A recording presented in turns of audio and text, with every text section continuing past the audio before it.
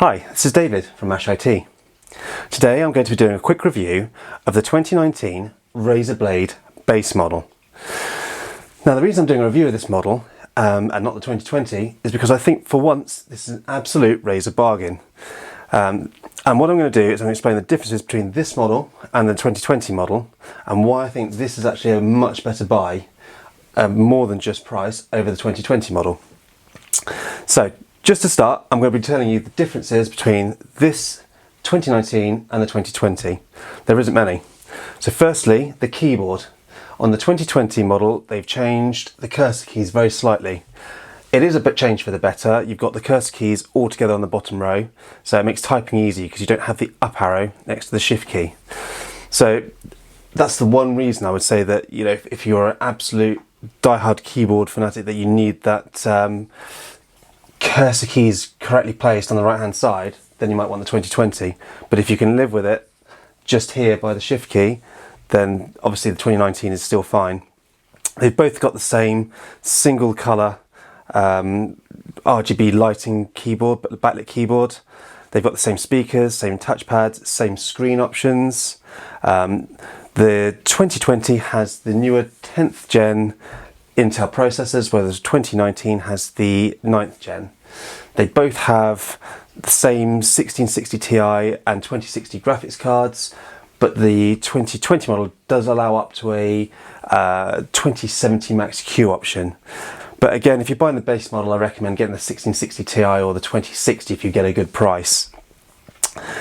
Now the reason I'm doing this review is because I've just bought this model. It was on Amazon for $1,099 instead of its usual £1,500 or $1,550 price tag. This is the 1660 Ti, the i9 9750H and a 256 gig M.2 SSD. Now obviously you can buy cheaper laptops than this, but you're not going to get the Razer sort of backlit keyboard, solid construction, and other niceties that you get with a Razer laptop, which we'll go over a little bit later in the review. Now the 2020 model is actually still $1,550 and you're basically getting pretty much the same specs.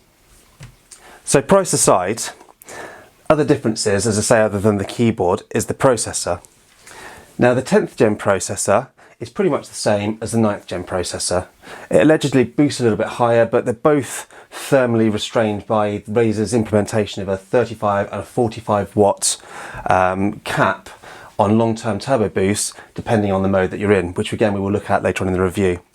But the reason I feel that the 2019 is a better buy, other than the fact that you can have this at a much cheaper price, is the i9 processor can be undervolted, and that gives you a lot of extra free performance. So this is something I'm going to be doing in an upcoming video where I'm going to be tweaking the system to get as much performance as I can out of the CPU and the GPU.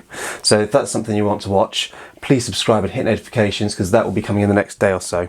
So other than that, the price being £400 cheaper, what else do you get with this laptop? Well, as I said, you get the backlit keyboard, a great Windows Precision trackpad, 144Hz display. Now again, I've heard it's a bit of a display lottery. I've been lucky and I've got the LG 140Hz display, which is a very, very nice display. Apparently there are some BOE displays out there. Now again, I haven't tried this, and if I had had the BOE, I probably would have sent it back, because it apparently suffers from PWM flickering at quite a low frequency, and that's something that gives me terrible headaches. So if I had have got the BOE, then I probably would have got it replaced. You've also got pretty good speakers for a laptop. They're not MacBook Pro quality, but they're pretty good for a Windows laptop. And although you've only got a paltry 256 gigabyte SSD in there, you've also got a spare bay for a 2.5 inch hard disk drive or SSD. So again, another thing I'm going to be doing is, in an upcoming video, I'm going to be upgrading the main 256 gig for a 1 terabyte, and I'm going to be adding a 2 terabyte Samsung 2.5 inch SSD in the second bay.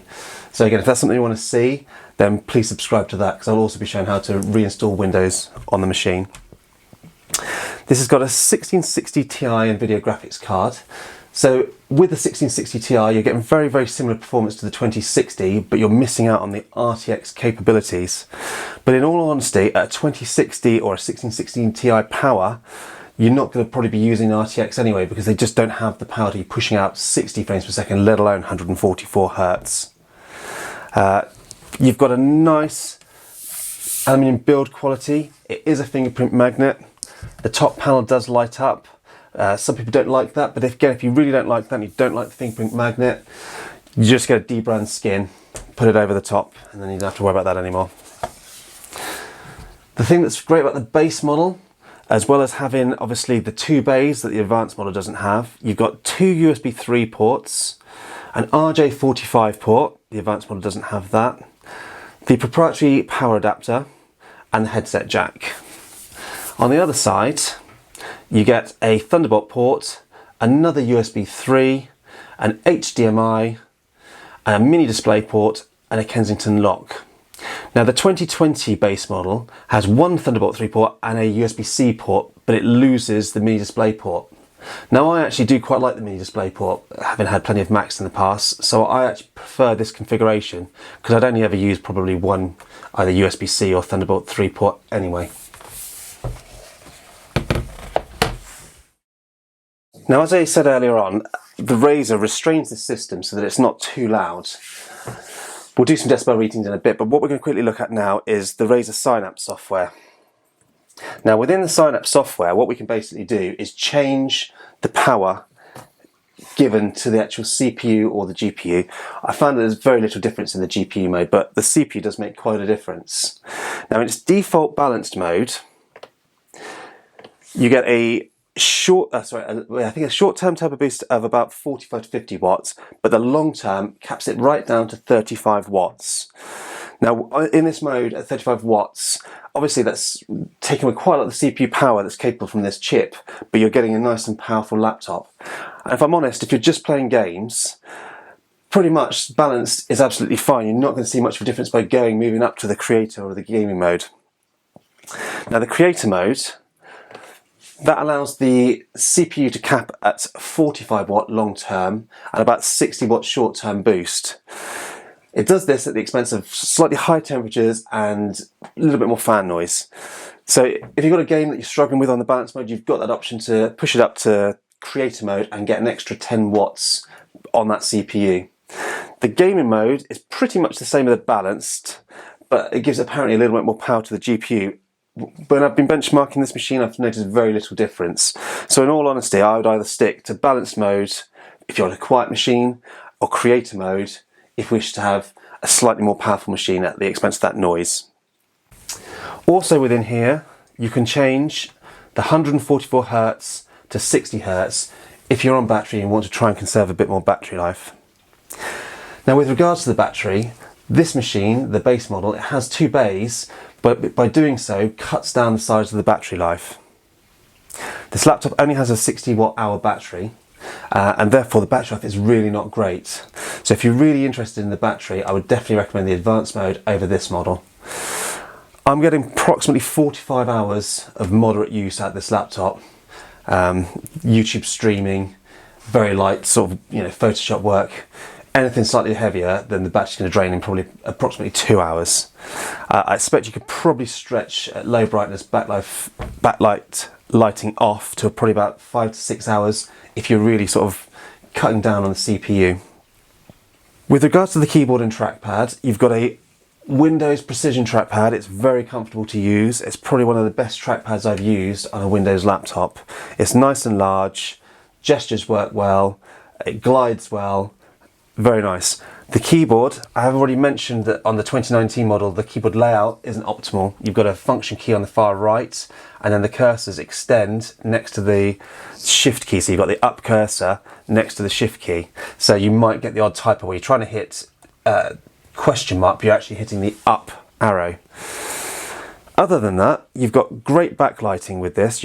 It's not per key, but it's solid colour, and you can change whatever colour you like, and you can have different profiles with different colours, so you can switch between different modes. The actual feel of the keys themselves, I must admit, I'm not a major fan.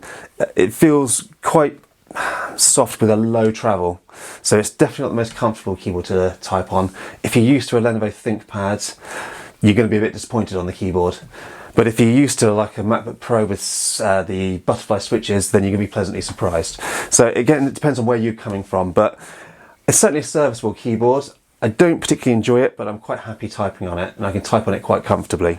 So onto the performance of this laptop. I'm not going to go very in depth in this review because I wanted to do just quite a quick review. So I will be doing a follow-up video with more gaming performance, tweaking performance, and more CPU benchmarks.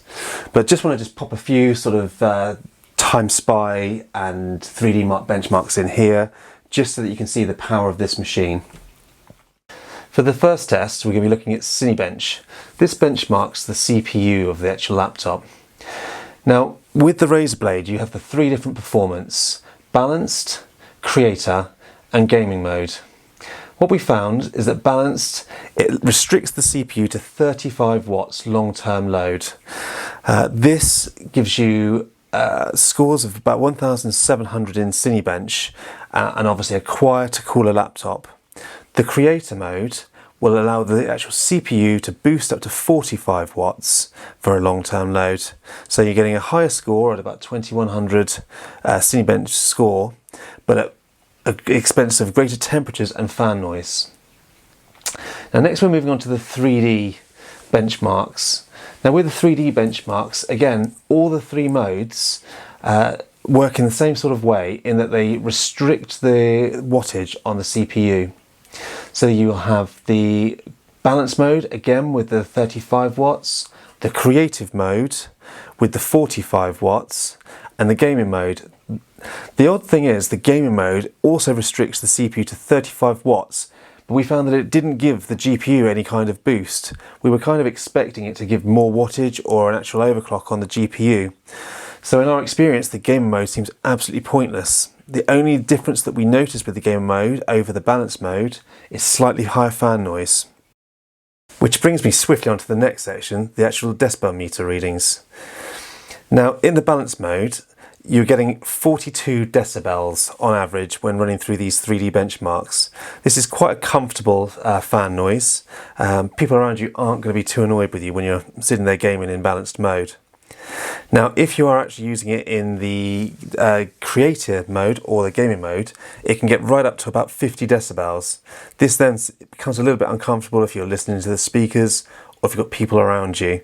So, you know, if you're in your own room with a headset on and you're gaming, then whack it on gaming mode and creator mode, and you know, you're not going to be bothered by the fan noise. But if you are sitting in a library, you're probably not going to be wanting it on creator mode. So in conclusion, everybody slates Razer for being very expensive and being massively overpriced. This model at £1,099 I think is an absolute bargain. Looking around on the market at the moment, in the UK in particular, for this sort of price, you're looking at getting either a very cheap brand, which is going to give you a cheaper build, or you're likely going to get a 2060 but with a 10,300 CPU, which is only a quad-core CPU. In this one, you're getting a full power 6-core 12-thread CPU. Now, admittedly, Razer does actually lock that down, but with a bit of undervolting, you can push that, you know, the clocks up much better than you originally get out of the box. So would I recommend this laptop? I think if you're after a gaming laptop, then this is an absolute bargain. I would definitely buy this over the 2020 base model. And I would only buy the advanced if you really want the perky lighting or the extra battery life, because basically you're getting pretty much the same thing in a very slightly thicker chassis here. Well, I hope you've enjoyed this video on the Razer Blade 15 base model. If this laptop is of interest to you, please hit subscribe and hit the notification bell, because we will be doing some more videos, an upgrade on this laptop with extra SSDs, gameplay footage, and tweaking it to get the most performance you can out of this system. So again, if that is of interest to you, please subscribe. Thank you for watching.